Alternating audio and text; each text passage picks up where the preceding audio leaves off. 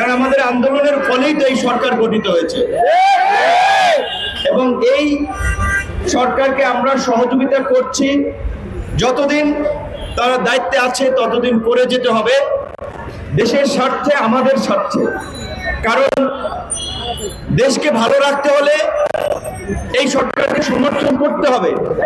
আমাদের নিজেদের ভালোর জন্য এই সরকারকে আরো কিছুদিন সরকারে রাখতে হবে।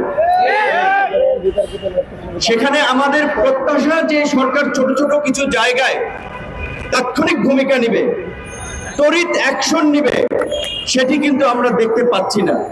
আজকে এই কেন আহতদের এখনো চিকিৎসার জন্য এর কাছে যেতে হবে, ওর কাছে যেতে হবে, নিহত কিংবা আহতদের সহযোগিতার জন্য দাঁড়ে দাঁড়ে ঘুরতে হবে।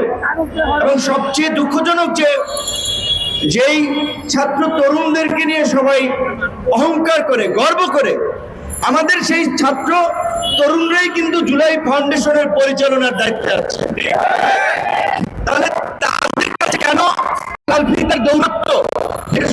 বলেছেন যে কাগজ হারিয়ে যায়।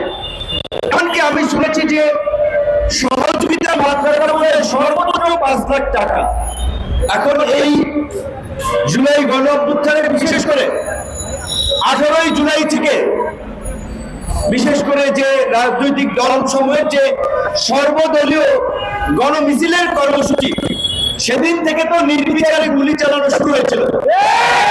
এই প্রেস ক্লাবে, এই সেগুন বাগিচা, এই মৎস্য ভবন, ঢাকার বাইরে বিভিন্ন জায়গায় গুলিবিদ্ধ হয়ে মানুষ হসপিটালেও চিকিৎসা নিতে সাহস করে নাই। অনেকে হসপিটালে চিকিৎসা নিতে গিয়ে চিকিৎসা নিয়ে ফেরার পথে গ্রেপ্তার হয়েছেন। অনেক জায়গায় ডাক্তাররা চিকিৎসা দেয় নাই, রাজাকার বলে গালি দিয়েছে, দেশ বলে গালি দিয়েছে, সরকার বিরোধী বলে তিরস্কার করেছে। এটা শুধুমাত্র মফস্বল কিংবা ঢাকার দু একটি ক্লিনিক নয়, মোটামুটি প্রায় সমস্ত হসপিটালগুলোতে এই আওয়ামীপন্থী চিকিৎসকদের সংগঠন সচিব, আওয়ামীপন্থী চিকিৎসকরা ছাত্রদেরকে চিকিৎসা দেয়।